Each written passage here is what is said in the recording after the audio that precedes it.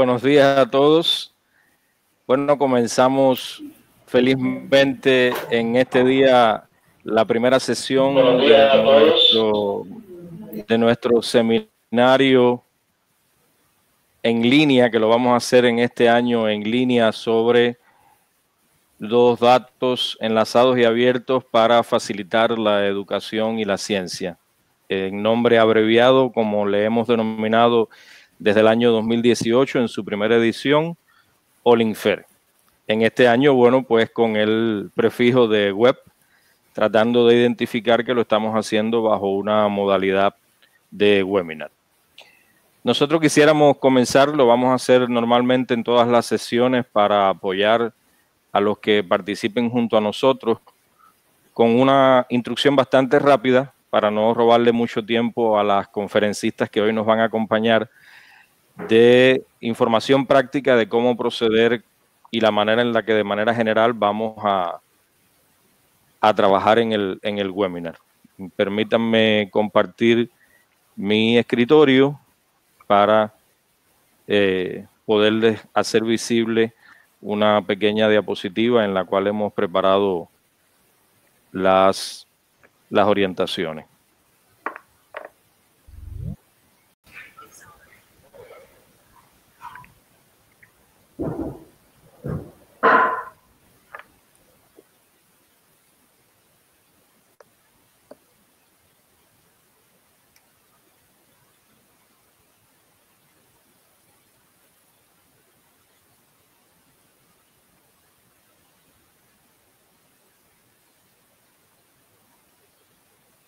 Espero que estén visualizando la presentación. Si alguno... No todavía. A ver, ahora sí. Ok, perfecto. Bueno, es sencillo. Vamos a tener en la sesión dos partes fundamentales. Primero que todo, las ponencias de nuestras expositoras, que hoy contamos con la presencia de Jimena del Río, desde Argentina, y después tendremos la presentación de Priscila González desde Brasil, quienes nos han estado acompañando en nuestro proyecto desde hace alrededor de un año y que gustosamente han aceptado en compartir con nosotros en esta sesión. Tendremos entonces, posterior a las presentaciones, aproximadamente una media hora para la discusión.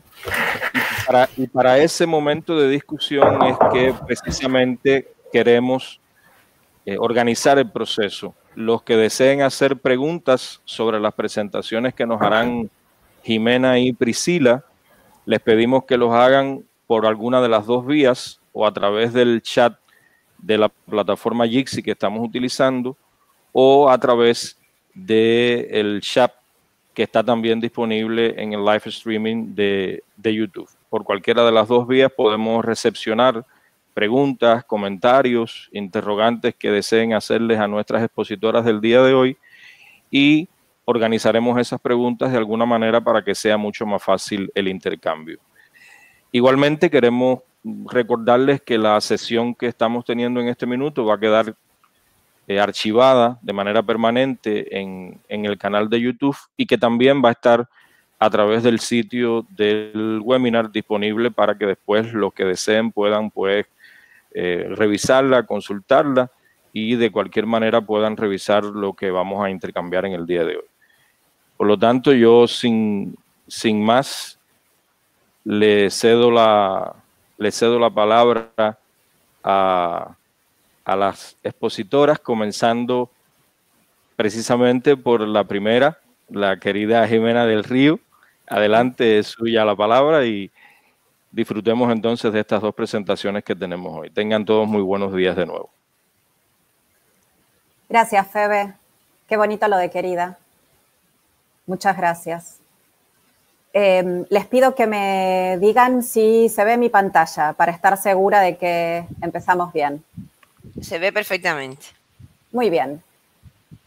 Bueno, primero les agradezco muchísimo la invitación. Les agradezco que sigamos en contacto y que sigamos trabajando sobre estos temas juntos. Como decía Febe, lo que voy a hacer yo es exponer sobre dos temas específicos que empezamos a trabajar ya en la reunión del año pasado en Lima, cuestiones como la ciencia abierta y la educación abierta, con una focalización específica en mi presentación sobre, vamos a decir en general, América Latina, pero presentando, digamos, las últimas propuestas y debates, un poco haciendo una actualización de debates que ya empezamos el año pasado, o que tal vez ustedes ya también luego continuaron durante todo este año, para hacernos eso mismo, preguntas o comentarios hacia el final, o dejar el canal abierto. Muchas veces lo que nos sucede es que las preguntas no aparecen justo cuando terminamos de escuchar una presentación, pero después, cuando empezamos a trabajar en nuestros proyectos, encontramos cuestiones que son de interés y queremos volver a ello. Las diapositivas van a estar a disposición de todos ustedes, pero también sepan que podemos seguir conversando más allá de esta presentación, y que lo que voy a intentar hacer es luego dejarle un poco la palabra, digamos, en continuo a Priscila para que ella siga con su propuesta. Entonces, bueno, un poquito empezando, yo voy a hablar de ciencia abierta y me voy a mover un poquito después hacia las conversaciones que desde la ciencia abierta se ha tenido con la educación abierta. Pero antes de definir de qué estamos hablando, o al menos qué entiendo yo por ciencia abierta, me gustaría volver un momentito sobre lo que consideramos ciencia hoy en día y lo que hace varios siglos, específicamente aquí en el siglo XVIII, es una de las primeras, digamos, definiciones de ciencia del diccionario de autoridades. ¿Qué se nos decía ahí, no? Hoy en día estamos acostumbrados a pensar que la ciencia está puramente relacionada con las ciencias formales, con las exactas. Sin embargo, si volvemos a los antiguos diccionarios, encontramos que la definición de ciencia es mucho más amplia. Es el conocimiento de alguna cosa por sus causas y principios. Y si ustedes continúan viendo la definición del diccionario de autoridades no solamente incluye, por ejemplo, a la medicina, que hoy en día tranquilamente estaría incluida en una definición de ciencia, pero también, por ejemplo, a la filosofía. Esto es una cuestión que para nosotros es de interés. De hecho, la definición del diccionario de autoridades también hace especial foco en las ciencias humanas. Y digo esto porque estamos acostumbrados, o estuvimos mucho tiempo acostumbrados a una definición acotada de ciencia, cuando la ciencia es mucho más de lo que llegó a nuestros diccionarios. Este es el diccionario actual de la Academia Española, y si ustedes se fijan como definición primera, lo que hizo fue trabajar desde esta definición acotada, ¿no? Pensar que solo la ciencia es una cuestión de capacidad predictiva, comprobable experimentalmente, etcétera, y luego da otras definiciones como la de saber, erudición, que era la primera que teníamos sobre ciencia, ¿no? Sobre este conocimiento de las cosas. Entonces, me interesa un poco que pensemos la presentación desde aquí. Pensar en la ciencia abierta, no solamente pensar en la ciencia desde las instituciones, en las ciencias formales, sino pensar en la ciencia desde una definición extendida. En este sentido, me gustaría también que pensemos un poco ¿qué puede ser para nosotros la ciencia desde aquí en adelante? Reflexionando un poquito sobre los últimos estudios que se vienen haciendo sobre el tema. De hecho, les recomiendo este monográfico de la revista Méthode de la Universidad de Valencia, que revisa a lo largo de las diferentes presentaciones de este monográfico, de este número monográfico, qué es la ciencia. Y una de las, digamos, de las conclusiones primeras a las que llega es que la ciencia no es ni permanente ni universal. La ciencia viene cambiando. Es un método y es una institución, es un método que usamos para investigar y que varía, evidentemente, de las ciencias humanas a las sociales, a las formales, pero también está institucionalizada y eso hace que esté enmarcada culturalmente. Que desde los distintos países y las distintas instituciones tengamos una historia diferente para la ciencia y por ende la practiquemos de formas diferentes según el lugar donde estemos, según nuestro territorio. vamos a encontrar cuestiones que nos unen, pero también vamos a encontrar diferencias. Diferencias en el tiempo, diferencias en el lugar, diferencias culturales. Y también otra cuestión de mucho interés para todos nosotros por la región en la que estamos.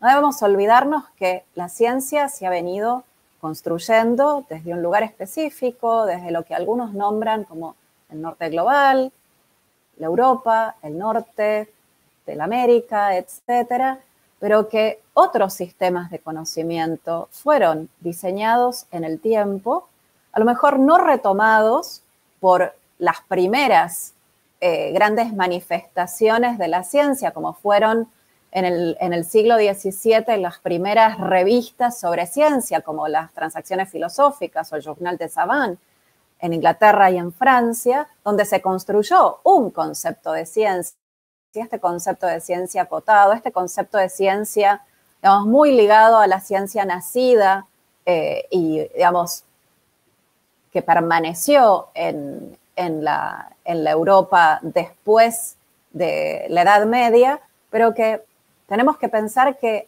hay otros tipos de ciencia, otras manifestaciones de la ciencia que hoy en día deberíamos ser capaces de volver hacia ese tipo de conceptos, ese tipo de prácticas y empezar a proponer hibridarlas con el concepto de ciencia heredado.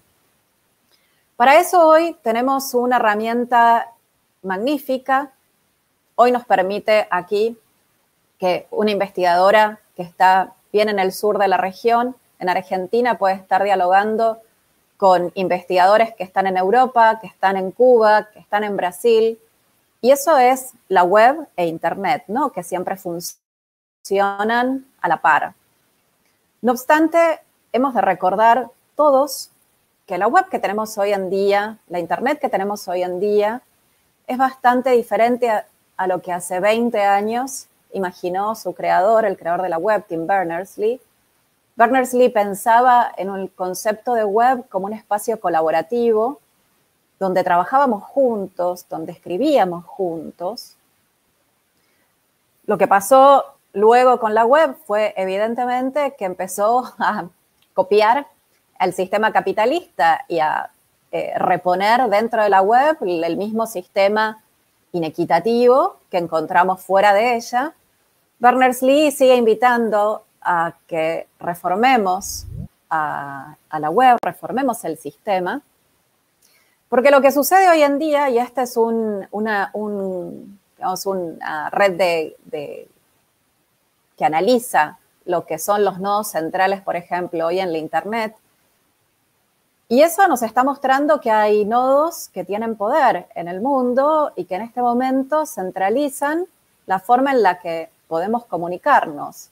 Sí, todos tenemos acceso a las tecnologías web y al Internet, pero ¿cómo tenemos acceso? ¿Qué acceso tenemos?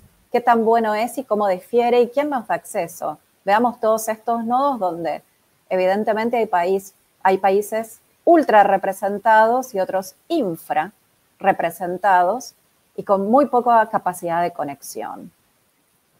Esto para nosotros es más que importante porque en este momento, y como UNESCO viene investigando también en los últimos años, lo que estamos construyendo es un nuevo ecosistema y lo estamos construyendo todos en este sentido. No solamente las grandes empresas, sino que aquí somos todos responsables de este nuevo ecosistema. Y este nuevo ecosistema es el ecosistema digital. Entonces tenemos que pensar un poco si estas son las tecnologías que estamos pensando para este ecosistema digital, por ejemplo, la computación en la nube, la tecnología de drones, de teléfonos móviles, del software open source, la tecnología de blockchain, de plataformas, del Internet de las cosas, de la inteligencia artificial, ¿cómo queremos que sea? Necesitamos un compromiso mayor con el desarrollo de esta tecnología de parte de todos en la producción, en la gobernanza y en la vigilancia tecnológica. Porque evidentemente, si no, estamos repitiendo toda una serie de barreras y de inequidades que como Research for Life ha venido de alguna forma declarando en los últimos tiempos, pueden ser tan beneficiosas como pueden ser Barreras que lo único que hagan es seguir marcando las enormes diferencias entre el acceso a distintos bienes en el mundo. Esto para nosotros y para nuestra charla es también importante. Si nos empezamos a meter ya en cuestiones directamente relacionadas con la ciencia abierta, deberíamos retrotraernos a principios de la década de 2000 también, porque la primera declaración de acceso abierto, la Declaración de Budapest, es una declaración que está muy pensada desde esa primera definición de la Internet como ese espacio, esa nueva tecnología, como dice la declaración, donde va a ser posible que los bienes sean públicos y accesibles y distribuibles a una escala global. Así se pensó la primera declaración de acceso abierto, íntimamente ligada, interrelacionada con el nacimiento de esta nueva tecnología. Estamos hablando de hace un poquitito menos de 20 años, pero a lo que apuntaba esta primera definición de acceso abierto, que es la que hoy estamos intentando reformar y pensar desde la ciencia abierta, es cómo evitar estos centros y hacer de la ciencia un espacio distribuido desde todos los lugares, distribuidos desde una web más abierta y distribuido desde quiénes son los agentes de producción, no solamente de recepción, de quienes leemos, consumimos literatura en acceso abierto o productos en acceso abierto, sino quienes estamos insertos en la cadena de producción. Porque no se trata solo aquí de estar en un lugar pasivo de consumo, sino de ser productores de conocimiento. Finalmente, esta era la propuesta que empezó el acceso abierto y que la ciencia abierta en este momento está terminando de delinear y proponer para estos próximos años que tenemos. Evidentemente, esto, como les decía, fue lo que se propuso, pero ha sido un espacio complejo donde la web evolucionó hacia otros lugares y donde el acceso abierto también viene evolucionando desde muy distintos lugares, aproximaciones mucho más relacionadas con el capitalismo académico, como se les suele decir. Esto, por ejemplo, lo vemos en cualquier mapa donde están representados desde la Web of Science la publicación y la cantidad de documentos de autores desde distintos lugares del planeta. Y vemos como la distribución no ha sido para nada equitativa y el conocimiento no está distribuido como se pensaba, sino que sigue estando tan focalizado como antes, sigue siendo esto un espacio para terminar de debatir, principalmente en nuestro caso para Latinoamérica. Aquí podríamos pensar un poco cómo estamos debatiendo desde Latinoamérica cuestiones que tienen que ver con el acceso abierto o con la ciencia abierta, o cuánto deberíamos seguir fortaleciendo nuestro espacio para seguir estas conversaciones sobre el acceso abierto. ¿Por qué? Porque para nosotros esto no es nuevo. Estas conversaciones habían empezado mucho antes de la Declaración de Budapest, mucho antes de 2002.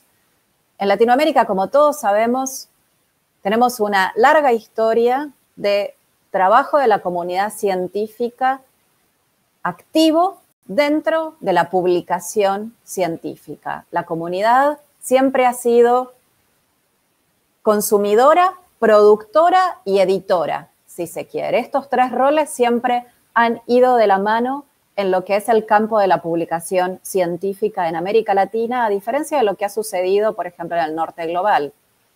Esto ha traído otros modelos, como es el modelo llamado, digamos, no comercial de publicación científica en la región, que puede ser discutible en cuanto a los distintos procesos que la publicación científica tiene, donde puede haber espacios comerciales, pero sí hay una gran incidencia de la inversión pública en América Latina. Y esto es muy importante, porque es lo que en este momento está financiando la ciencia. Entonces, es una cuestión para pensar ya desde dónde queremos proteger nuestros bienes culturales y académicos. Evidentemente, Luego la Declaración de Acceso Abierto de Salvador de Bahía siguió trabajando sobre estas cuestiones. En los últimos años esta declaración ha sido muy visitada para pensar y repensar la participación, como decíamos, de la comunidad científica en los procesos de publicación del acceso abierto, y ha habido una gran cantidad de iniciativas regionales. Ahora no me voy a detener en ellas por una cuestión de tiempo, pero en los últimos años tenemos una enorme cantidad de iniciativas que han focalizado no solamente en el acceso abierto, sino como en los últimos años el FOLEC de CLACS o el Foro Latinoamericano sobre Evaluación Científica, donde otros temas han entrado, temas de interés, porque el acceso abierto, la ciencia abierta, también tiene que ahora presentar sus formas de evaluación. Esto va de la mano y puede llegar a ser un espacio, digamos, de debate para los próximos años. Y sin olvidarnos de una gran iniciativa, no nacida en Latinoamérica, pero que en este momento contiene el 20% de las revistas del DOAJ son de América Latina y el Caribe. Una cuestión importantísima, ya que a diferencia de otros directorios propietarios y privados, como hemos visto, el DOAJ es una iniciativa coordinada, dirigida por la misma comunidad científica, muy alineada con lo que nosotros entendemos en la región por políticas de acceso abierto y de ciencia abierta, y que nos ayuda a seguir pensando cómo posicionarnos en este ecosistema digital, académico, científico, que sigue estando muy desbalanceado. Si lo vemos desde las lenguas, mismísimo, el DOAJ, esta es una visualización de las lenguas de las publicaciones científicas que están en el DOAJ, y el inglés sigue siendo la lengua preponderante. Miren al español, que es una de las segunda o tercera más importante lengua hablada en el mundo, el lugar que ocupa. Pero sí, de lo que estamos seguros y de lo que venimos a hablar es que estamos en una nueva era científica donde la apertura de los datos es esencial. Los datos abiertos en este momento son el lugar, digamos, la piedra de toque que nos permite unir investigación con educación, y por eso Priscila y yo estamos hablando en esta misma sesión. Los datos abiertos nos permiten trazar nuestras prácticas epistémicas en este lugar desde la investigación y desde la educación.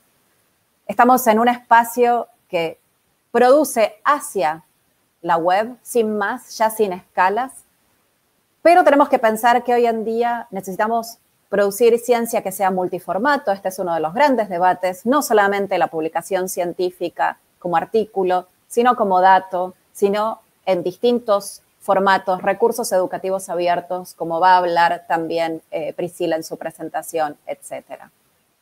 Y la posibilidad de abrir esto a distintos públicos, que es la web, este espacio que estamos disfrutando en este momento, un espacio de apertura. Por eso la ciencia abierta nace, de algún modo, las conversaciones que van, digamos, continúan, las del acceso abierto, empieza a pensarse dentro de esta cadena de producción de bienes que va más allá de la publicación científica, y piensa en constituirse como, en un movimiento que primero estuvo pensado a escala global, pero evidentemente lo que decíamos en un principio, la misma ciencia con sus particularidades, hace que empiece a localizarse y a que tengamos que pensar cómo queremos hacer que nuestros productos y procesos, porque aquí está la cuestión, pensar en datos es pensar en procesos, sean accesibles y reutilizables por todos. La ciencia abierta tiene que ver con la cultura y el conocimiento, con la tecnología y con los servicios. O sea, estamos pensando en una definición mucho más extendida que la del acceso abierto, y donde tenemos que pensar que este cambio sistémico, este cambio cultural que se propone, no solamente apunta a una nueva forma de comunicar el conocimiento, sino a una nueva forma de contribuir, de colaborar y de sumar al esfuerzo de investigación.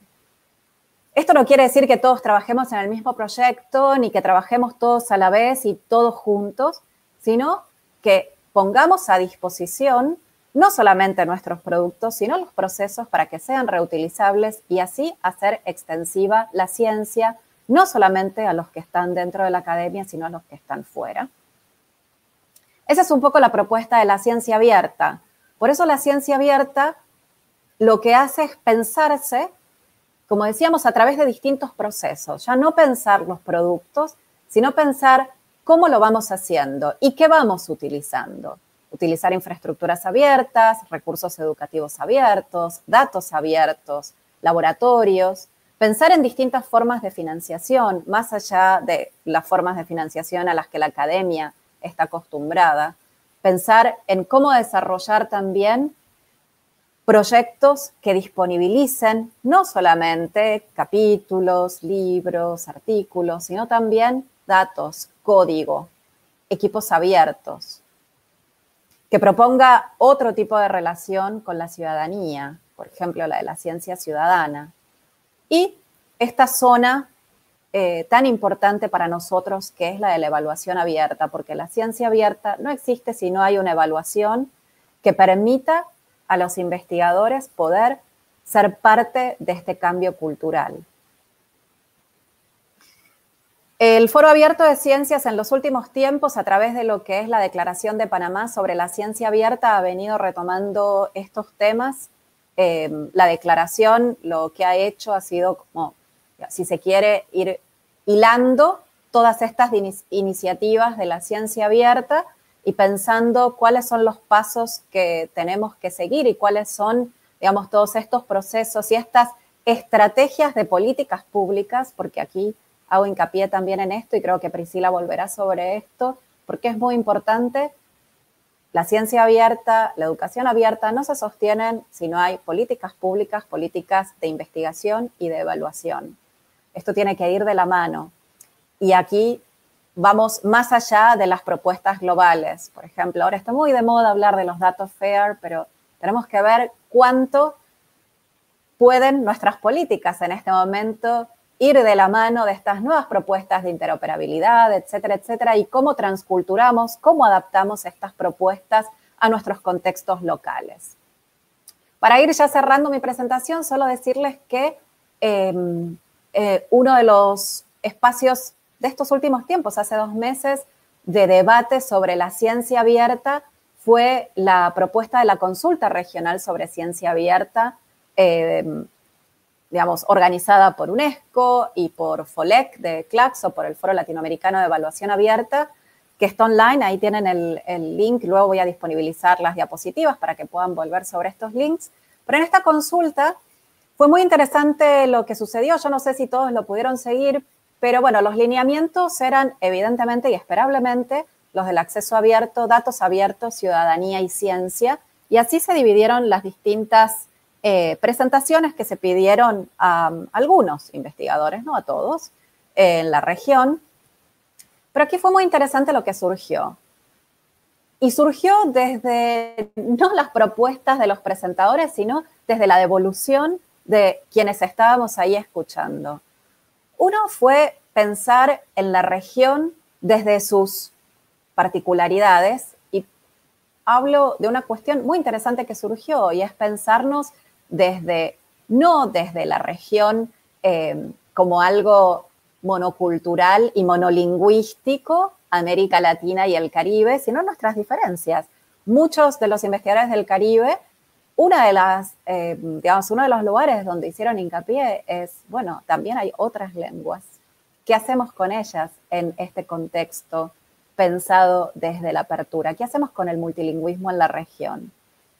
Y la otra cuestión muy interesante que traigo aquí y que creo que Priscila va a seguir comentando es la de la alfabetización digital. Podemos pensar en tecnología, podemos pensar en cómo hacer nuestros datos FAIR, podemos pensar en identificadores persistentes y en todo esto que claro que va a hacer nuestra ciencia más visible, más interoperable y más global, pero no nos tenemos que olvidar de que necesitamos alfabetizaciones digitales, ya no solo una, sino pensar las multi-alfabetizaciones que en este momento necesitamos para que este cambio cultural no sea solamente teórico, no solamente sea de estas presentaciones, sino que sea una realidad en nuestras instituciones. Sin alfabetizaciones digitales no tenemos ni ciencia abierta ni educación abierta. Una cuestión interesante para nuestra región, y a diferencia de lo que viene sucediendo con otras propuestas de la ciencia abierta, es que nuestra misma declaración dice: no hay investigación sin educación. Y por eso la educación abierta está dentro de la Declaración de Panamá sobre ciencia abierta, con especial foco en esta cuestión de la apertura de los datos, de los recursos educativos abiertos, pero dentro, digamos, del panorama de la ciencia abierta.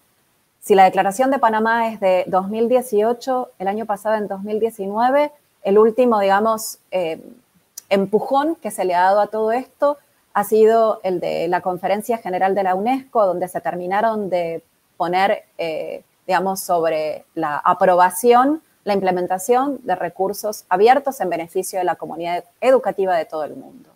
Esto para nuestra región es muy importante porque está, a diferencia de otras propuestas como esta de la ciencia abierta, donde la educación abierta no está dentro de este paraguas, de este hongo, donde están otros procesos. Para nosotros, investigación y educación van de la mano. E insisto, pensémosla desde las alfabetizaciones digitales. Y pensémosla a estas dos propuestas, pensemos estas dos propuestas desde una cuestión que tiene que ver con la localización, con las necesidades que tenemos. Hay grandes proyectos como los que estamos viendo aquí, desarrollados globalmente, pero necesitamos transculturar, localizar, adaptar estas propuestas a nuestras propias políticas para que la ciencia abierta funcione de la mano de la educación abierta.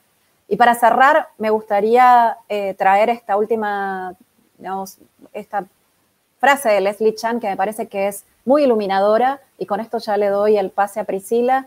Leslie dice que la apertura no se trata simplemente de obtener acceso al conocimiento, sino del derecho a participar en el proceso de producción del conocimiento, impulsándonos por cuestiones de relevancia local, en lugar de agendas de investigación establecidas en otro lugar del mundo o de arriba hacia abajo. Creo que en este sentido es donde tenemos que partir para analizar lo que esperamos de la ciencia abierta y de la educación abierta en los próximos años.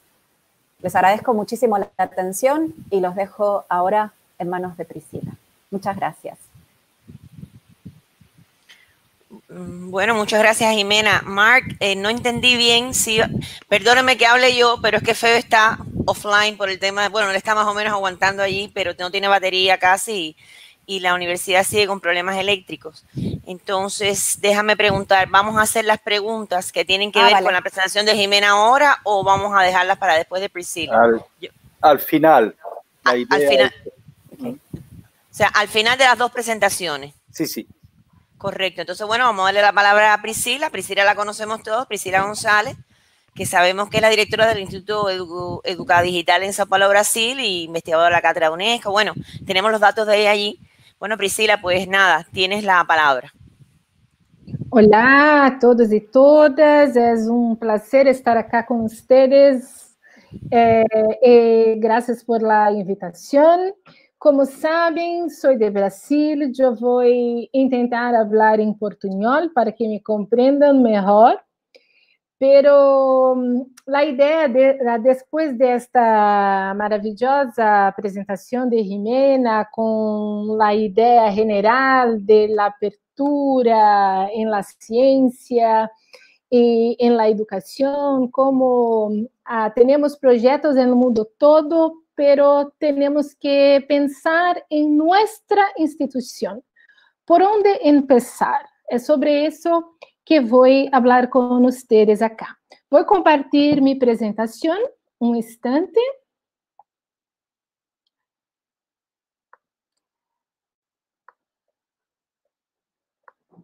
Acá.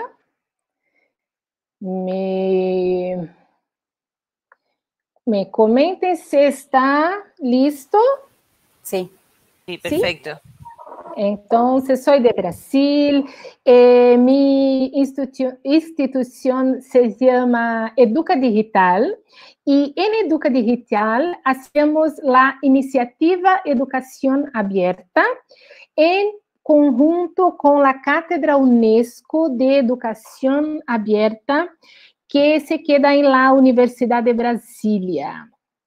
Entonces, un poco sobre mí. Yo soy máster en Educación, Familia y Tecnología. Hace 20 años que trabajo con formación de gestores públicos, educadores. Soy profesora de una posgrado de Educación Integral, formación de docentes, y hago muchos proyectos de trabajos relacionados a empreendedorismo digital en educación. Este infográfico presenta la idea de esta iniciativa Educación Abierta. Entonces, nuestro principal objetivo es conectar y servir al ecosistema de la educación, especialmente de Brasil, pero no solamente. Hoy por hoy estamos trabajando con algunos países de América Latina. Conectar educadores, empresas, comunidade, academia, gestores, estudiantes, todos os atores involucrados em la educação. Para isso, temos ações, projetos, somos parte da rede global, de mapa global que Jimena ha mostrado para nós. Hacemos publicações, materiais, formação à distância, formação presencial, em workshops, publicamos referências acadêmicas, porque é uma iniciativa de uma instituição social, Educa Digital, de uma ONG, e um núcleo de investigação acadêmico. E temos também Relia. Relia é uma plataforma, é um referatório, porque hacemos indicação de los REA, de los recursos educativos abertos, que vamos mapeando e encontrando por todo o que hacemos durante nosso trabalho, há todo este tempo que he comentado, há 10 anos estamos trabalhando com recursos educativos abertos. Para compreender as 3 instâncias de educação aberta, vamos sempre falar de licencias abertas. Creio que vocês estão mais trabalhando com estes, conhecendo a licença, porque a licença é a possibilidade de criarmos e compartilharmos recursos de uma forma aberta, de acordo com as leis de direito autoral de los países. Também estamos falando de padrões abertos, de la tecnologia, de como elegimos a melhor tecnologia, se queremos autonomia, flexibilidade para cambios, se acreditamos em criar, colaborar, compartilhar, vamos elegir os softwares livres e códigos abertos.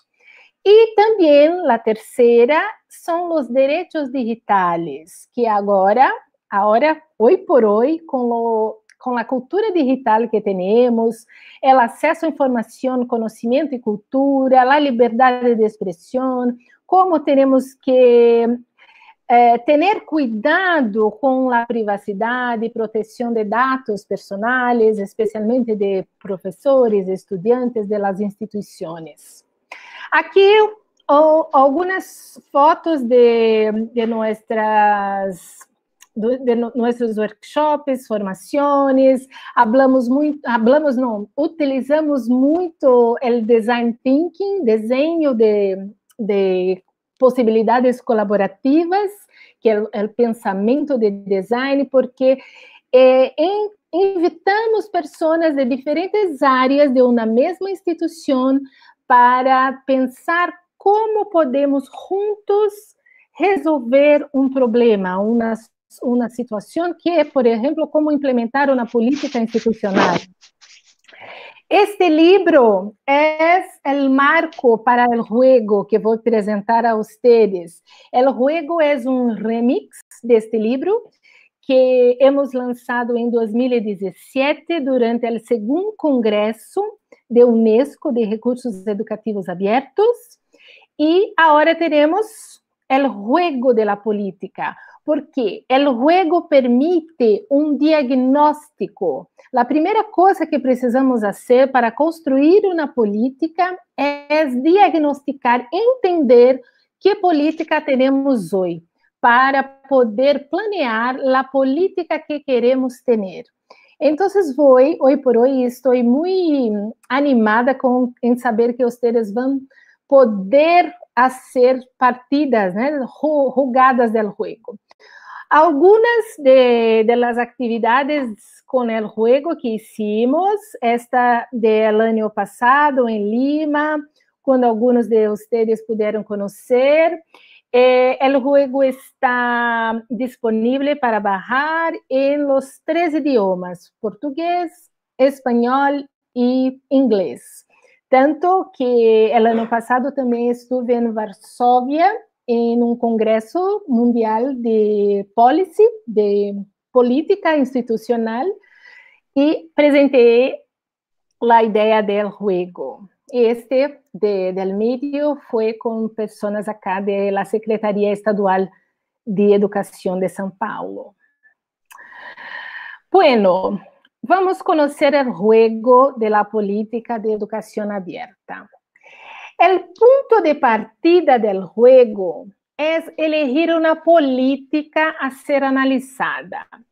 Puede ser una política general, por ejemplo, la política de la institución de la Universidad de Lima. ¿Cuál es la política como un todo? O podemos elegir la política de un área, de un departamento, un programa específico que la institución esté desarrollando. Entonces, esta es la principal momento que en el grupo que va a jugar el juego elija cuál es la política. Otro punto fundamental, las personas que estarán participando del juego precisam ser personas involucradas em diferentes áreas. É necessário haver pessoas da área pedagógica, que hace los planejamientos de contenidos, de cursos, por ejemplo.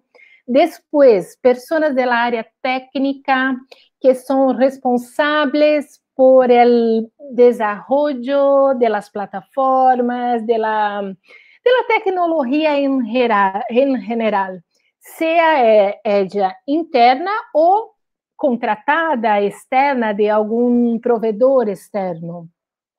Y la tercera área de las personas involucradas debe ser la área administrativa jurídica. Las personas que tienen la visión de los contratos, de cómo todo se organiza para que una política educacional sea implementada. Así que el juego empieza. Tenemos esta tarjeta, que es la tarjeta de inicio.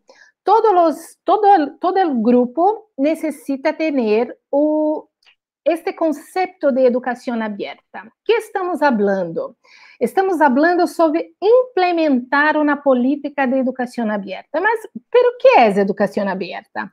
Educación abierta es un movimiento histórico que hoy combina la tradición de compartir buenas ideas entre educadores con la cultura digital, como hablaba con nosotros Jimena, baseada en la colaboración y la interactividad. Promueve la libertad de usar, cambiar, adaptar y redistribuir recursos educativos en cualquier formato o medio. Entonces, todos tenemos la primera idea para empezar el juego. Entonces, tenemos las tarjetas de situación, dos tipos de tarjetas de situación y tarjetas de glosario, que son un poco más grandes. Voy a mostrar a ustedes en la secuencia, ahora que voy a terminar mis diapositivas, y voy a quedar aquí con ustedes. Después de esta carta, tenemos las tarjetas, tenemos las tarjetas de situación. Perceban que cada grupo de tarjetas tiene un color. Y este color corresponde a las áreas que estaba mencionando. En amarillo es relacionado a la área técnica. todas las situaciones relacionadas a la área técnica. Al área jurídica, perdón, este jurídico, amarillo, este rojo es la técnica y este verde, azul, no sé, es la parte pedagógica. ¿Qué tenemos que hacer? Cada una tiene una situación que el grupo va a analizar si esta situación ya hay en nuestra institución, en nuestra política que está siendo analizada. Es necesario hacer este embaralhamento, no sé cómo se dice en español, hacer esta... ¿Quién me ayuda? ¿Cómo se llama esto? Lo que estás haciendo, barajar las cartas, ¿está bien? ¿Cómo? Barajar las cartas. Barajar las cartas, sí. En Brasil es embaralhar. Barajar las cartas, sí. Porque cada una de las personas irá tirar una carta y leer para el grupo. Por ejemplo, esta primera carta, ¿qué está escrito acá? ¿Alguien puede leer para mí? Tenemos una página describiendo nuestra política de privacidad en las plataformas digitales. Sí. Entonces, todos tendrán que hacer una votación si tenemos o no tenemos. Y al mismo tiempo, pero antes de eso, perciban que hay un highlight en el término política de privacidad, ¿sí? Sí. Cuando hay este highlight en la tarjeta, tenemos las tarjetas de glosario. Entonces, vamos a encontrar las políticas de privacidad. Acá están. Cada término tiene 3 posibilidades de definición. Y estas posibilidades serán también votadas por las personas del juego. Por eso es un juego, va a ser un punto. La respuesta correcta tendrá un punto, uno o más puntos para las personas que aceptaron. Entonces, en el momento se presenta a todos. Vamos simular acá. Política de privacidad. La primera concepción. ¿Quién puede leer, por favor? Se describe, muévelo un poco, a ver. No, hacia tu izquierda, mamá. Es que está esto aquí, espérate. Se describe lo que el usuario puede y no puede publicar. O la segunda posibilidad es... Se informa cómo se procesa la información proporcionada o producida por el usuario. Y la tercera... Reglamenta los derechos de propiedad intelectual. Sí. ¿Cuál de las 3 es la correcta? En este caso, la idea es que haga una reflexión entre el grupo para que piensen debatan cuál de las 3. Porque todos los conceptos necesitan estar alinhados, todos estarem de acordo com o conceito correto. En este caso, la política de privacidad es correcto. La información de cómo se procesa información producida por el usuario, porque nuestra información en una plataforma tecnológica son nuestros datos y las informaciones que ponemos sobre nosotros, como la plataforma o las plataformas de una institución determinan y ponen de una manera transparente la forma de cómo los datos son procesados. Hecho eso, todos vuelven a aquella primera situación y ahí sí pueden hacer el voto, sí o no. Dependiendo de cómo la votación de cada situación será presentada, la idea es que vamos construindo um infográfico. Há uma base que vão ver quando baixar o juego, que é esta base. É difícil mostrar a todos. Pero en esta base, por exemplo, se temos uma política de privacidade ou temos algumas políticas de privacidade em nossas plataformas de nossa instituição. Então, vamos poner esta tarjeta arriba. Ou não, aún não temos que trabalhar para ter. Então, a tarjeta se queda abaixo da linha. Esta é uma linha, simplesmente para que podamos criar este infográfico. E durante o desenvolvimento do jogo, vamos percebendo e visualizando com o infográfico as partes, os aspectos que são mais problemáticos, que precisamos poner mais forças para buscar uma solução. Em la parte pedagógica, por exemplo, há uma coisa que queria mostrar, porque Jimena estava falando de isto, sobre o potencial colaborativo que necessitamos fomentar com a ciência aberta, a educação aberta.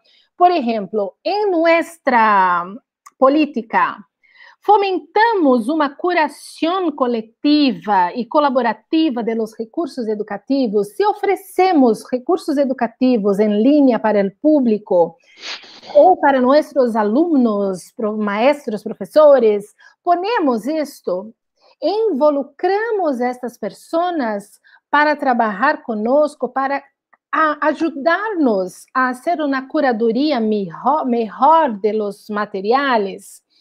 Por isso que os três aspectos devem estar sempre juntos, unidos. Para construir uma política, déjame ver a outro acá. Para construir uma política, temos que considerar sempre os aspectos pedagógicos, técnicos e jurídicos. E por isso, o juego é uma maneira lúdica de trazer as pessoas involucradas com os três aspectos para que entendam quantas vezes temos problemas com as questões técnicas, porque o equipo técnico não sabe as necessidades do equipo pedagógico, ou o equipo jurídico não sabe porque temos que criar um contrato especial ou um documento especial para ter um grupo específico de professores para um dado contenido. Então, a ideia do juego é propiciar esta reflexão para que todos compreendam que desenvolver uma política institucional involucra necessariamente um composto, uma cocriação, um trabalho colaborativo entre todos. Vou mostrar um mais da parte técnica, o rojo. Contamos com um repositório digital de recursos educativos, porque se estamos trabalhando com uma política institucional, temos um repositório para que nossos alunos possam encontrar, ou mesmo nossa comunidade. Pero o que é um repositório? Também temos uma tarjeta de glossário específica, déjame achar acá, para repositórios educativos. Acá. Repositório digital, aqui. O que é um repositório digital? É um buscador em linha de materiais digitais, é uma base de dados em linha ou coleção de materiais em vários formatos, é uma plataforma de informação y noticias. Vamos a ver, ¿qué piensan ustedes? Las respuestas están todas en el manual, que también podrán bajar. Todo está.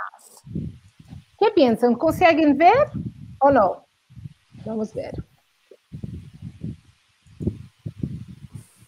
¿Qué es un repositorio digital? ¿Alguien? Eso, ¿no? Esa que tienes ahí, ¿no? 1, 2 o 3. ¿Qué piensan? Es que no se ve bien. Plataforma de información. Buscador de materiales. Yo no veo bien la de la derecha. La de base de datos tiene buena cara, ¿no? No, base de datos en línea o colección de materiales en varios formatos. Una. Ajá. Base de datos en línea, colección de materiales en varios formatos. Esa es la correcta, ¿no? Sí, exacto. Es más completa, exactamente, porque la otra es solamente de materiales digitales y de información y noticias. Estas tarjetas de glossario son siempre muy divertidas, porque de una manera lúdica podemos trabajar conceptos para compreender exactamente lo que necesitamos hacer en nuestra institución. Entonces, la idea es que puedan experimentar, hacer el juego y después compartir con nosotros los resultados, las reflexiones. Creo que era eso que quería presentar a ustedes, y ahora podemos responder preguntas como quieran. Bueno, pues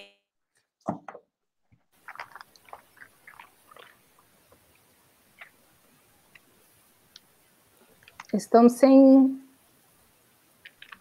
No hay sonido. Sí. ¿Y ahora sí me oyes? Ahora sí. Sí, ahora sí. Decía que, bueno, muchas gracias a Priscila y por supuesto a Jimena, que tuvo una presentación igual, excelente, como estamos acostumbrados, ¿no? Y decía que tuvimos la suerte en Lima de participar en el juego, sí, que efectivamente, a mi juicio, como dice Priscila, es altamente motivante, ¿no? Incluso los que estábamos en Lima, que se suponíamos que teníamos cierto nivel de conocimiento en el tema, pues yo creo que hubo puntos en el glosario que discutíamos mucho, como nos faltaba efectivamente llenar una gran cantidad de zonas para la definición de las políticas. En fin, bueno, yo quiero ahora, tenemos aquí un grupo de preguntas que han ido llegando. ¿Me oye todo el mundo? Sí. Bien, hay algunas que tienen más que ver, vamos a empezar por las que tienen más que ver con la presentación de Jimena, que se refiere aquí de la Universidad de Holguín. Hay varias preguntas, por ejemplo, nos dicen, bueno, Jimena, tú las estás viendo, ¿no? Sí. ¿Qué papel tienen las bibliotecas en ciencia y acceso abierto? O sea, sobre todo el papel de las bibliotecas, ¿no? Recuerden que tenemos un buen auditorio de compañeros que vienen de la zona del manejo de las ciencias de la información en las universidades, en las bibliotecas. Y la pregunta tiene que ver con esto: ¿qué papel tienen las bibliotecas en ciencia y acceso abierto? Estrategia de desarrollo organizacional y desde el punto de vista tecnológico deben tener en cuenta para garantizar estos elementos. Entonces, bueno. Mark, I don't know if you want us to put all the questions together, or we should be answering the questions one by one. Tenemos suficiente tiempo para responder las preguntas. ¿O es posible que Carlos pueda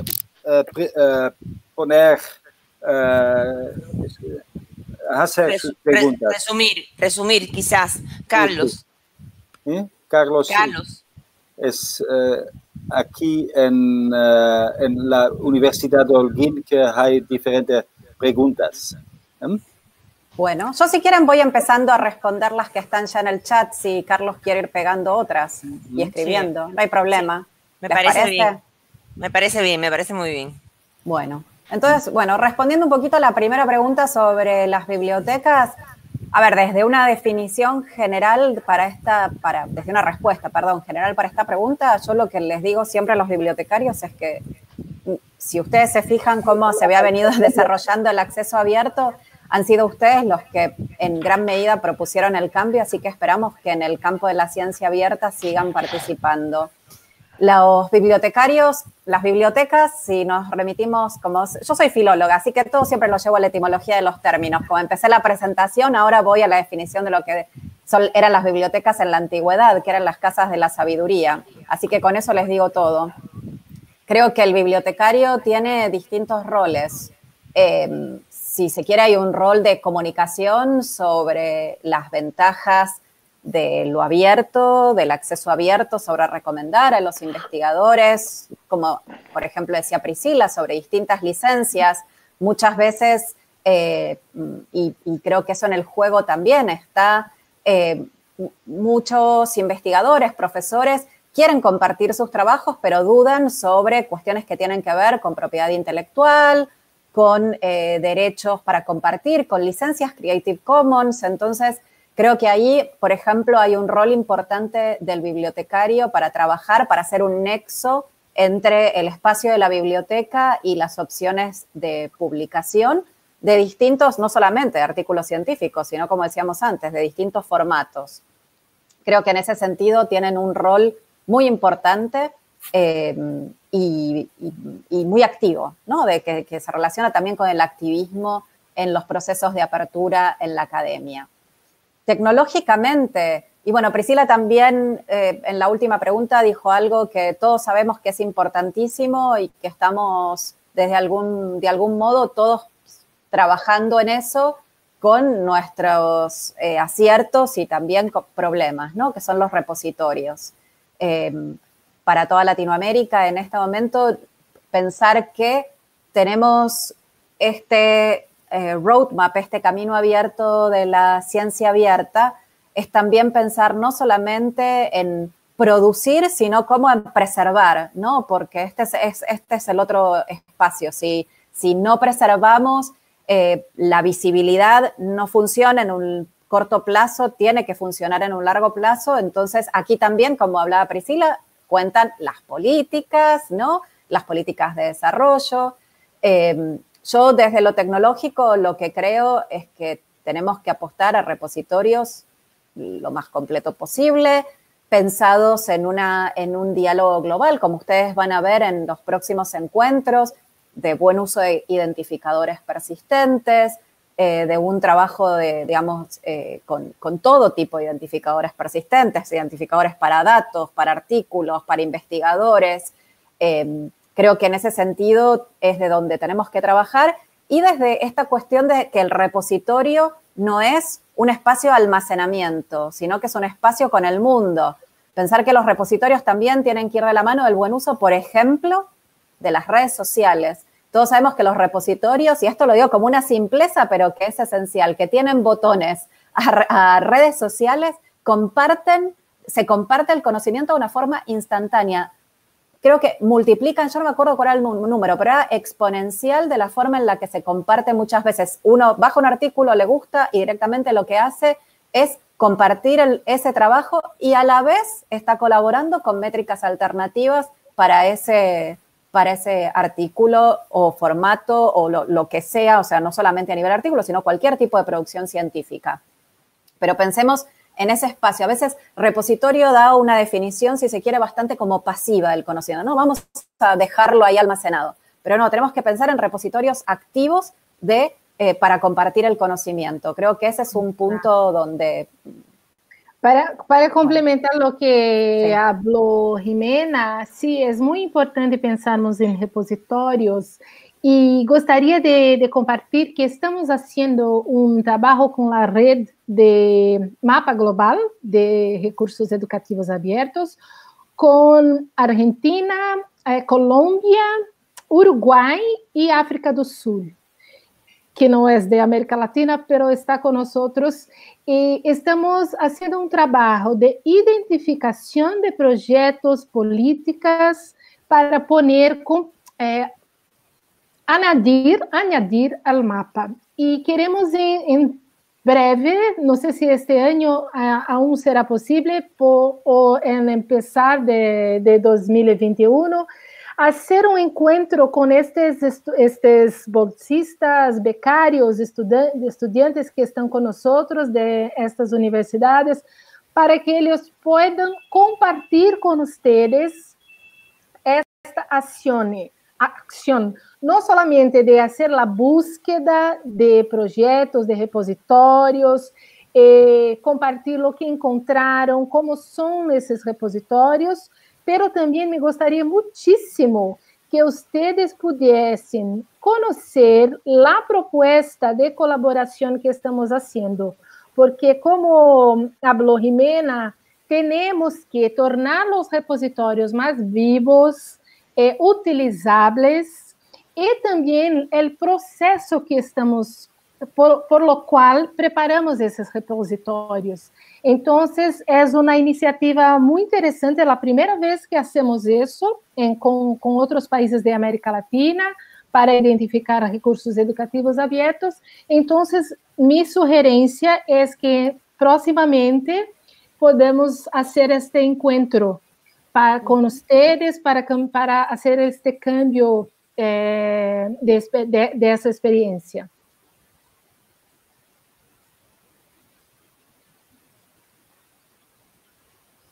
A mí me parece que muy bien, muy interesante las dos respuestas.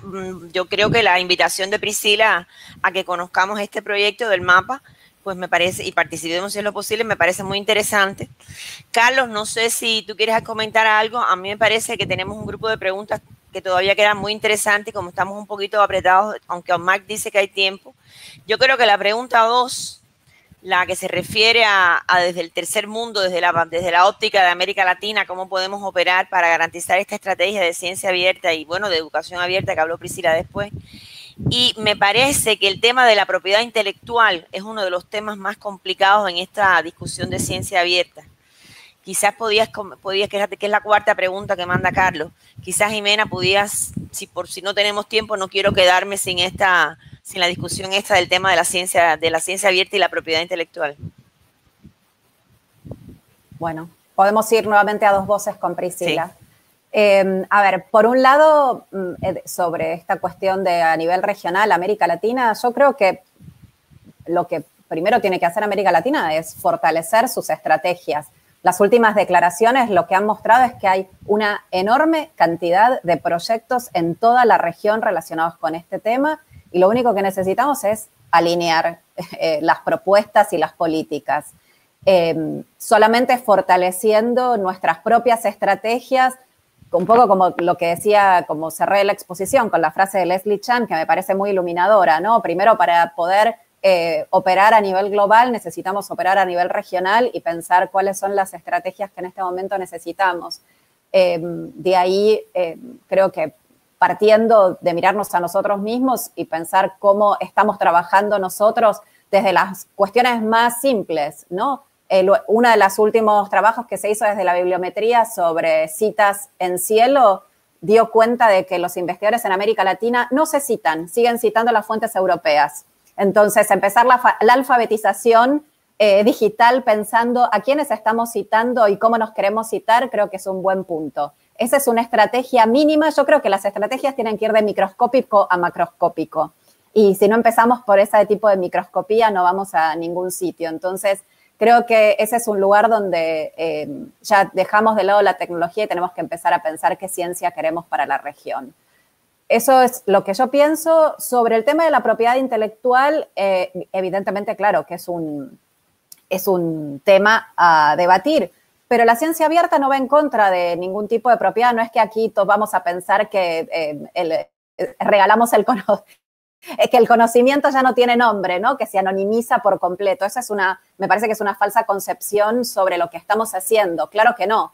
De lo que se trata aquí es de disponibilizar los productos y los procesos que estamos pensando. Y de hecho, podemos pensar distintas formas en las que eso se disponibiliza. Pensemos otra vez, y la dejo después a Priscila que vaya a sus cartas, porque sé que tienen muchas cartas para licencias, por ejemplo, Creative Commons. uno en un proyecto de investigación puede apelar a compartir distintos procesos con distintas licencias según lo que, digamos, el producto o el proceso que quiera compartir. Entonces, creo que en ese lugar es de donde tenemos que tener esa alfabetización para saber, bueno, ¿cómo lo compartimos?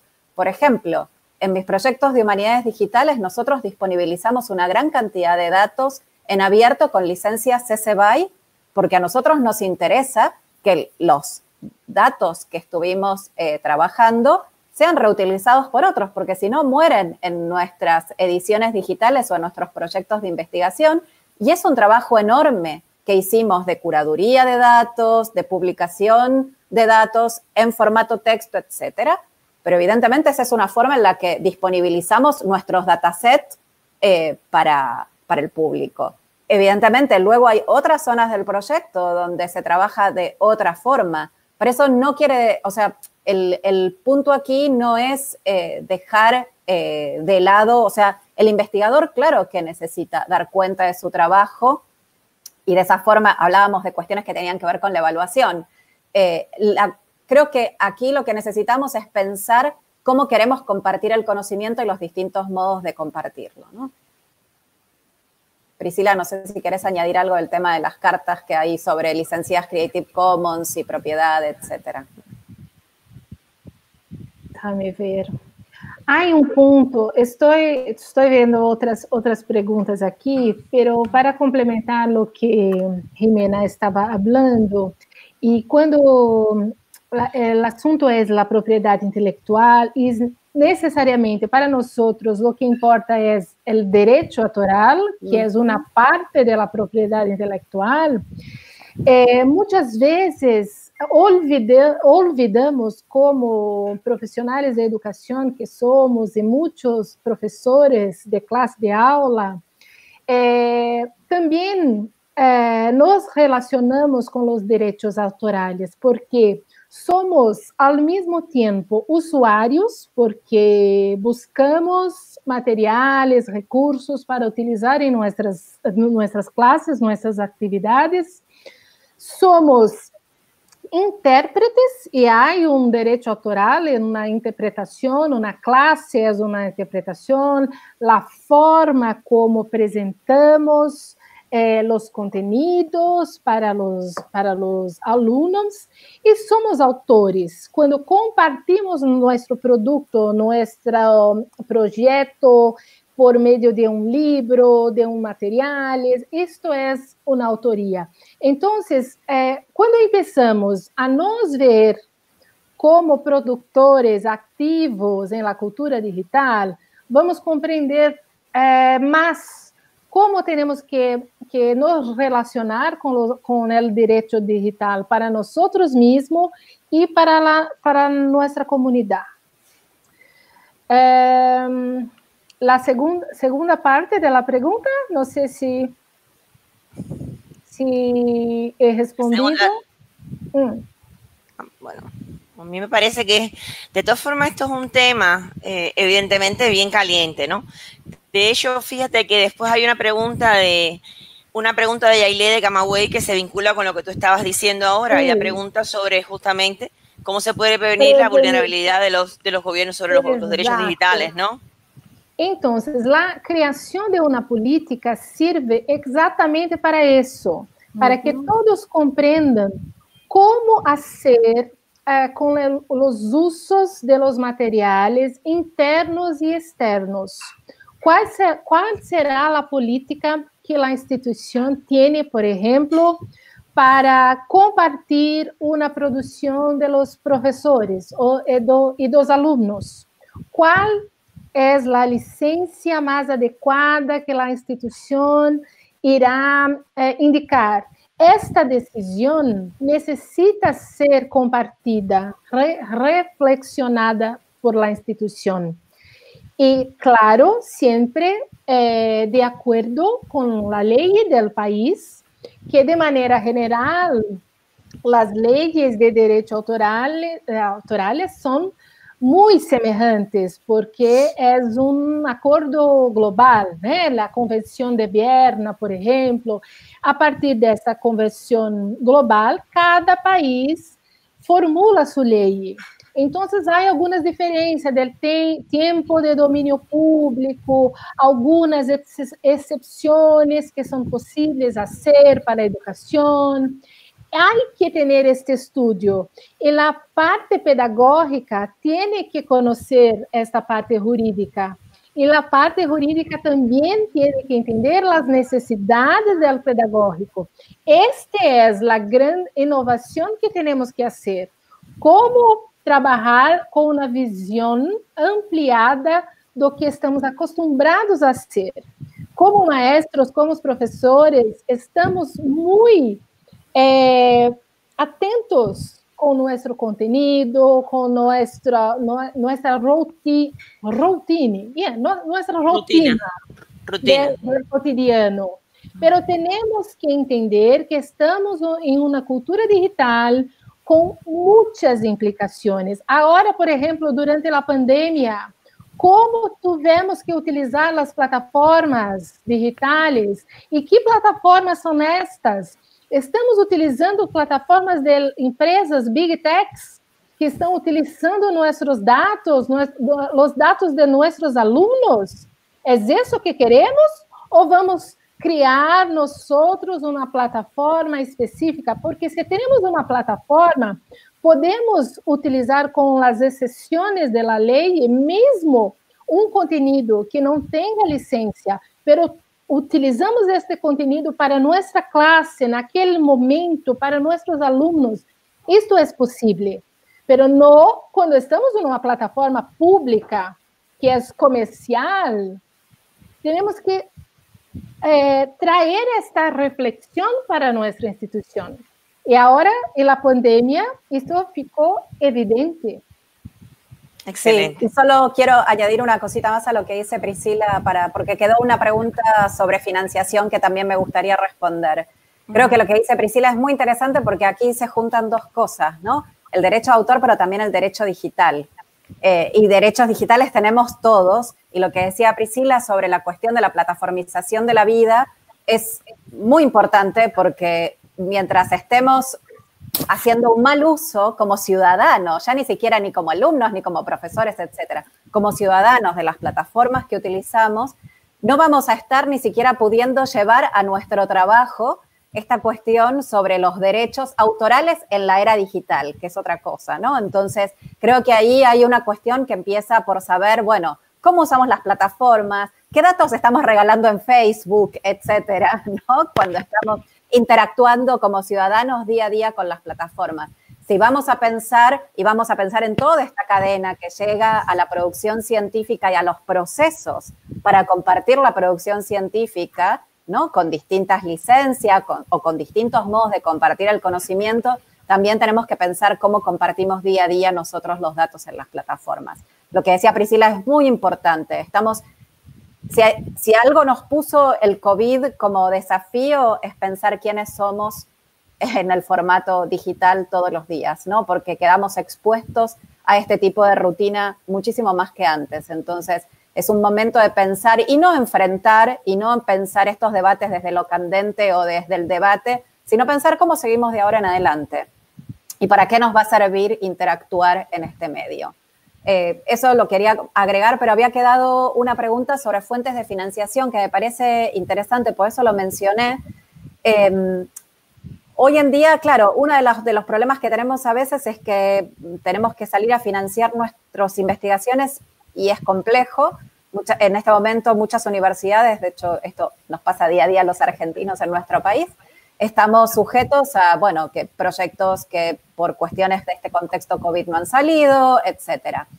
Hay otras formas de financiar, no solamente a través, por ejemplo, de consorcios globales, y pienso en Wikimedia, cómo proporciona financiación, OSCOS, todo este tipo de consorcios internacionales que van más allá de lo universitario, más allá del contexto académico, FRIDA en América Latina, que permiten financiar externamente proyectos dentro de las instituciones y eso me parece que es muy interesante y muy importante, o por ejemplo Creative Commons, etcétera.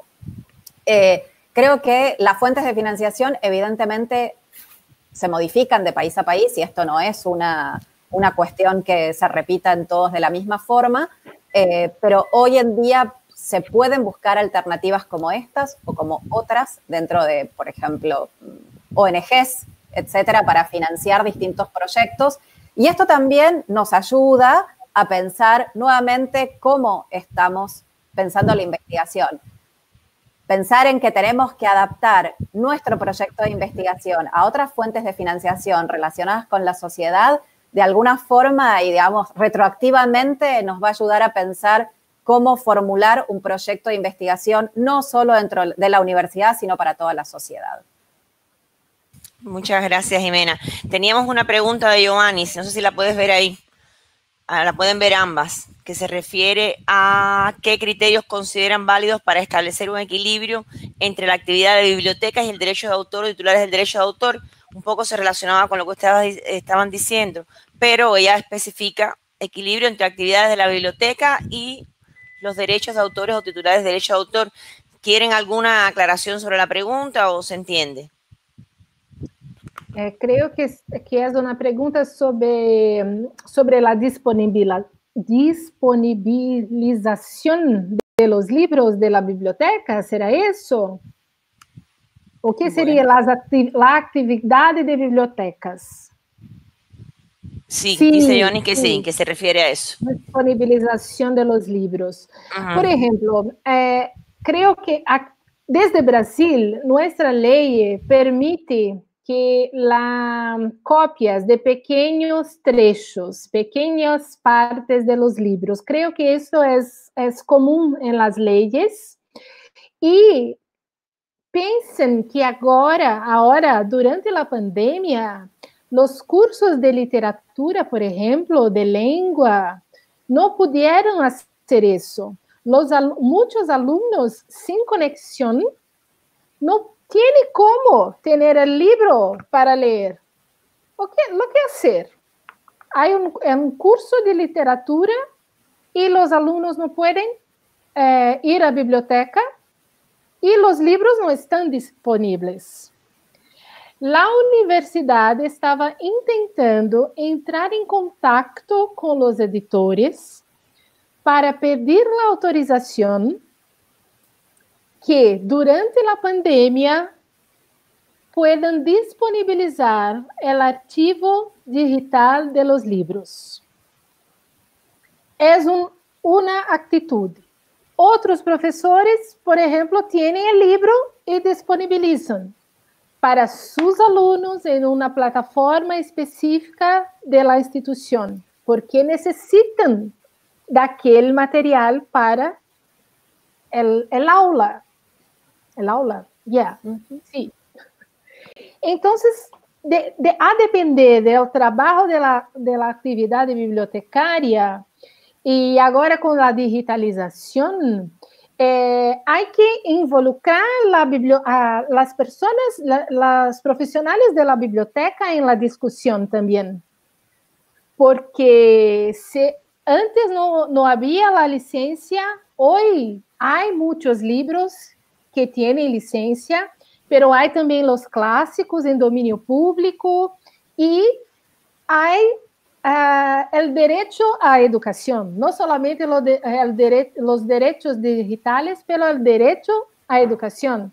Porque si tenemos profesionales de biblioteca más conscientes de los derechos, ellos van a tener una actitud protagonista para casos como estes, para colaborar con esa reflexión, porque nosotros no vamos a cambiar nuestra ley de derecho autoral si las personas de educación no se apropiaren de las necesidades de cambios. Entonces, siempre hablo con los gestores de educación de Brasil.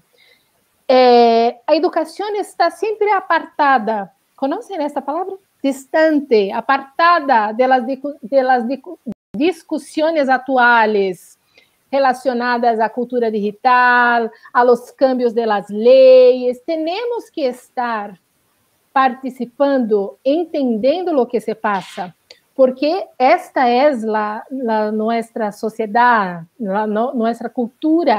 Temos que possibilitar o acesso para nossos estudantes.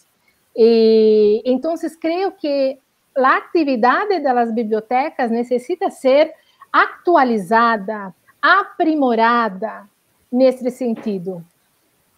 Sí, no solo me gustaría dejar, añadir algo a lo que decís.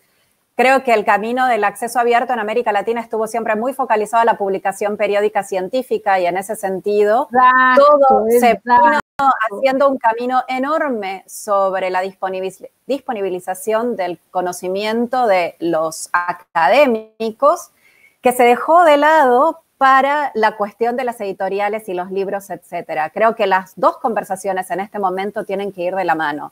Si se pudo construir este ecosistema de acceso abierto tan pensado desde la publicación científica periódica, necesitamos extender estos mismos debates hacia lo que estaba diciendo Priscila sobre los libros de texto en la escuela, en la universidad, etcétera. Desde los marcos que tenemos en principio, ¿no? Por ejemplo, Priscila decía, bueno, hay cosas en dominio público, empecemos a investigar, ¿qué es el dominio público en nuestro país? ¿A quién toca? ¿A qué no? ¿Qué cosas? ¿No? Entonces empecemos un poco por ahí, después empecemos la relación con las editoriales, empecemos esta cuestión que tiene que ver con el bibliotecario, las editoriales, los libros que se eligen, y empezar a exigir a las editoriales, evidentemente, que trabajen con nosotros. No decir, no existen más y nosotros vamos a trabajar. El ecosistema es eso, ¿no? Si hay algo que repetimos aquí, es la palabra ecosistema, que no es nunca de un solo agente de producción, sino que son muchos trabajando conjuntamente. Ese es el punto, digamos, de la piedra de toque y de cambio para que todo esto funcione. Un comentario. Mark. Un comentario en el YouTube. Pienso que vale la pena de responder. Puede que el usar plataformas públicas no sea el mejor escenario para casos de educación al nivel remoto, pero es lo que hay. Son muy pocas las instituciones que se atrevan a invertir en una plataforma. No sé si es correcto. Pienso que puedes dar comentarios sobre este comentario. ¿Fui claro? A ver, yo lo contesto desde mi lugar, ¿no? En un principio, es una pregunta bastante amplia, pero una de las cuestiones que decía Priscila es, bueno, ¿qué plataformas usamos? Si salen todas las universidades a comprar productos de ciertas marcas que no voy a nombrar, evidentemente eso es una política de la institución donde estamos tercerizando absolutamente todo y dando nuestros datos de una forma. Evidentemente, uno de los problemas que tenemos es que el trabajo sobre la construcción de plataformas robustas es a largo plazo, ¿no? Eso no se construye de un día para otro, pero podemos empezar por las tecnologías que estamos usando. Nuevamente, vuelvo a lo microscópico, ¿no? Para que todo esto funcione, empecemos por casa. Por ejemplo, para este evento estamos usando un tipo de plataforma de comunicación de código abierto, donde hay una decisión implícita de todos los que estamos aquí, de que estamos de acuerdo con no tener que instalar terceras partes en nuestras computadoras y poder comunicarnos de esta forma, ¿no? Creo que desde esos pequeños gestos también se trabaja. Sí, evidentemente, creo que no estamos en este momento en el contexto completo, más, estable, si se quiere, sobre este tipo de desarrollos. Pero creo que empieza también por saber, bueno, ¿qué queremos usar? Este es un tipo de plataforma que en educación durante este año usamos todos, de todo tipo. bueno, queda en nosotros en qué plataformas usamos en la rutina para comunicarnos con nuestros alumnos y qué les comentamos sobre cómo trabaja cada una de estas plataformas sobre nuestros datos, ¿no? Sí, a mí me gustaría decir, por ejemplo, aquí Infomed, que ustedes conocen la red de la salud pública cubana, que es una de las redes más potentes, usa Blue Button, que también es una plataforma abierta exitosamente hace mucho tiempo para hacer educación a distancia. Tú la conoces, ¿no? Nosotros hemos empezado a probarla en la Universidad de La Habana también, y yo pienso, como dice Jimena, lo que tenemos que hacer es estos pequeños pasos que no son tan pequeños, ¿no? Y a partir de eso, es que yo creo que estamos hablando del paradigma de lo abierto, que es un paradigma que tiene que estar en todo. Hoy no tenemos tiempo, pero yo pienso que hay que reflexionar un poco con el tema de ciencia abierta, educación abierta y gobierno abierto.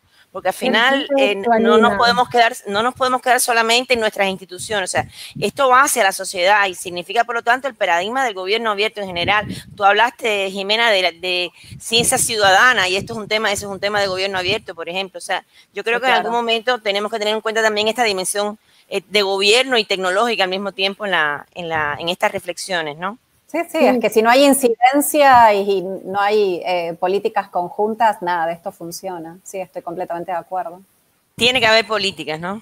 Había una última pregunta que tenemos aquí de la Universidad de Holguín. ¿La están viendo, Jimena y Priscila? ¿Cómo hacer rentable la ciencia abierta para investigadores y universidades de países subdesarrollados cuyas investigaciones quizás pueden ser rentabilizadas y copiadas en países desarrollados antes de que en ellos, al estar disponibles en acceso abierto? O sea, el temor de que la ciencia no reditúe suficientemente en los países del tercer mundo, a partir de que se hacen abiertos todos los resultados, ¿no?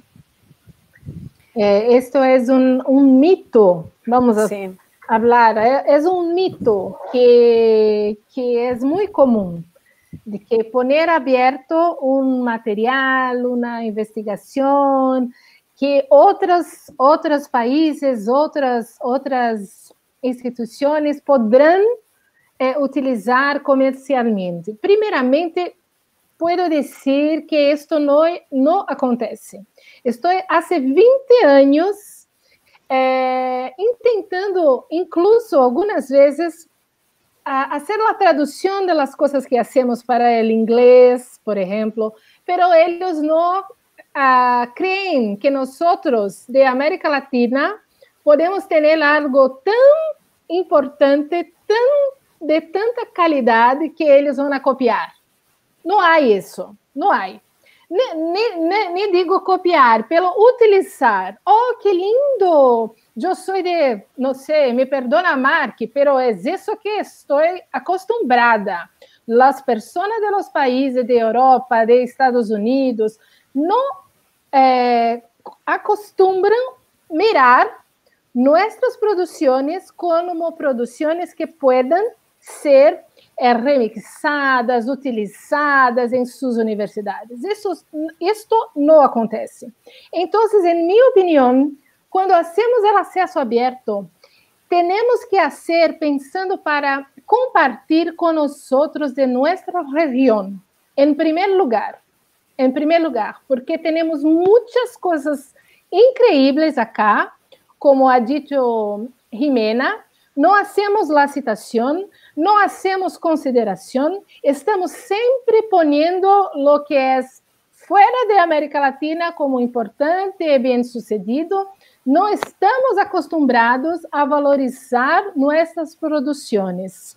E compartilhar uma produção de uma forma aberta é uma forma de valorizar nossas produções. E se alguém em outro país quiser utilizar algo, perfeito.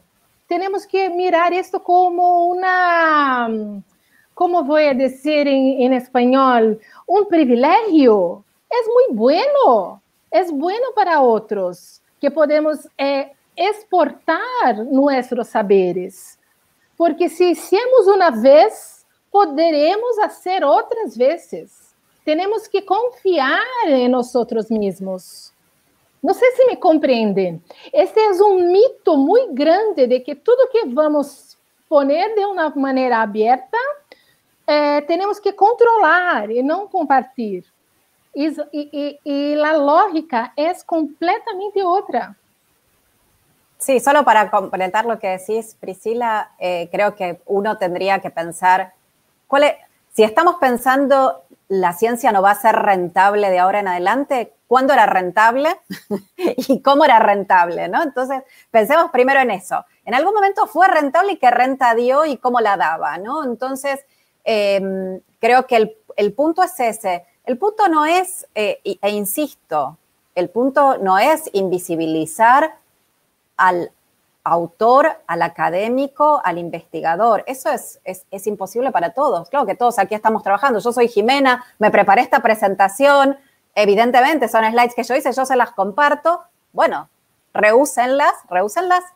Me pueden citar, pueden remixar, pueden hacer lo que quieran. Yo les doy ciertos permisos para hacer lo que yo considero con esta presentación, pero donde está Jimena del Río, que trabajó sobre esta presentación, ¿no? Entonces, evidentemente, hay un punto donde tenemos que pensar esa cuestión. Aquí no se trata de la anonimización del trabajo, que lo colaborativo y lo colectivo, como decía Priscila, viene como a hacer de esto un espacio anónimo donde dejamos nuestros productos así y nuestros procesos para el reuso.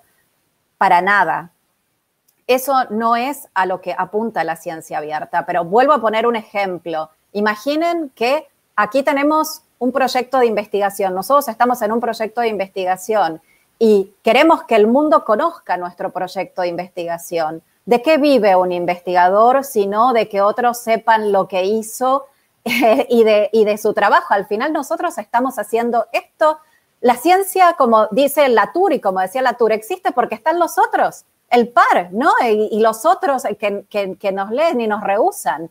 Esa es, digamos, finalmente la renta de la ciencia, ¿no? Si no están los otros, yo para mí no hago ciencia, para mi persona y para mi lectura y para mi consumo. Entonces creo que lo tenemos que pensar desde ese lugar. Y como decía Priscila, sí es muy importante pensar, sí, evidentemente, cómo estamos compartiendo todo, ¿no? Compartiendo nuestros datos, compartiendo nuestra producción y, para cerrar, pensar cómo en ese lugar estratégicamente están los bibliotecarios que pueden colaborar con esta alfabetización digital en el buen uso y compartir a través, por ejemplo, de licencias Creative Commons o de otras formas para compartir el conocimiento de forma correcta en la web. Creo que a eso, esa es la mejor renta. Bueno, para las dos, muchísimas gracias a ambas. Ya que yo creo que hemos tenido muchas preguntas. Si queda algo, siempre podemos trabajarlo después en la web.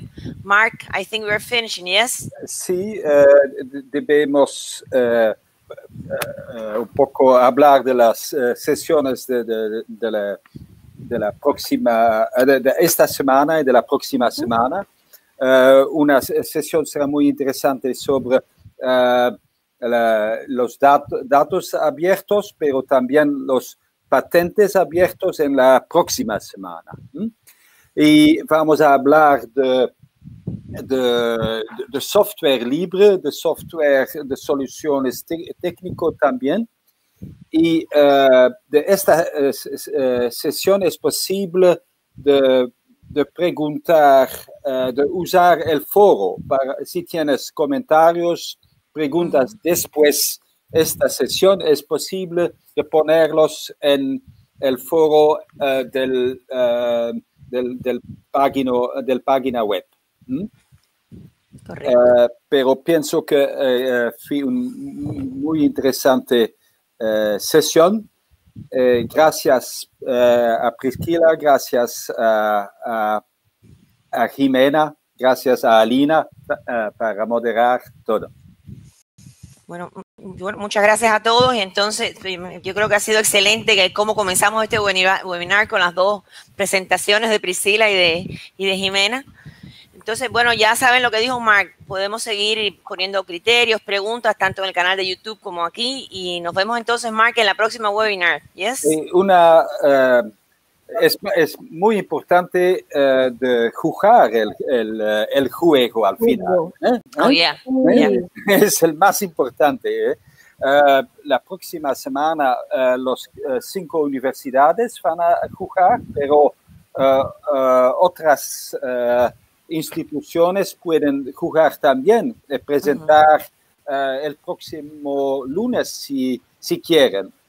Deben contactar FEB, su email es en la página web del webinar del Web Olimfest. Okay. Perfecto, muchas gracias a todos y a Lina por la mediación, a Jimena por estarmos juntas acá y deseo que puedan jugar y experimentar y con toda certeza en el próximo encuentro van a tener más reflexiones sobre todo eso que hablamos hoy. Correcto. Bueno, me sumo a los agradecimientos de Priscila y espero que sigamos en la próxima sesión del próximo lunes. Gracias por la invitación. Bueno, gracias a todos. Terminamos entonces. Muy bien. Hasta pronto. Hasta pronto.